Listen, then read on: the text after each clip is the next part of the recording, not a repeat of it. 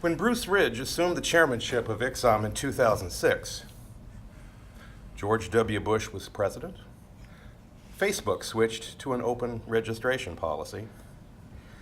And America's heady real estate and Wall Street bull markets were beginning to feel increasingly choppy. The March 2008 release of the Flanagan Report on the health of the American Symphony Orchestra, followed by the long economic downturn that began in September of that year, combined to throw ICSOM and our member orchestras into turbulent, uncharted waters.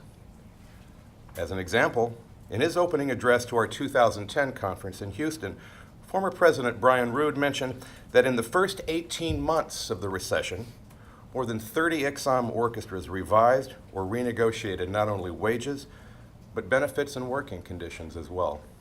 With this, management's had an elegant, sanitary term for simple contract gutting. And in just a few years, management's draconian attempts at slashing player contracts around the country ran the gamut, starting with smaller budgeted orchestras and marching right up to the doors of ICSOM's very largest. During this amazingly stressful time, Bruce's leadership extended far beyond the calls to action that he initiated.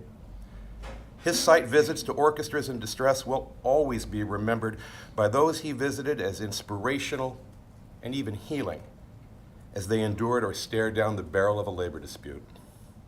That was until ICSOM and some of our member orchestras began getting trained in crafting and broadcasting our own message to our various constituents and communities using the web, social media, and other tools. The Atlanta Symphony, through Michael Moore, brought PR specialist Randy Watley to ICSOM's attention, and Bruce had the vision to welcome him into his and into our universe.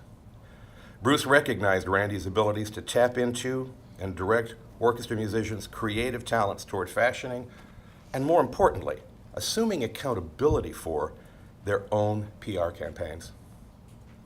That last part being a huge contextual shift that has the power and the potential to change everything. And I'd now like to close with a short quote from former ICSOM chair Fred Zanone, who addressed this issue with these words from his article, How Delegates Make ICSOM Work.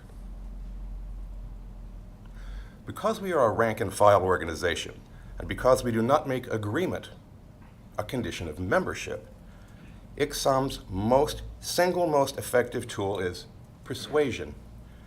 We must have the power to persuade and the willingness to be persuaded.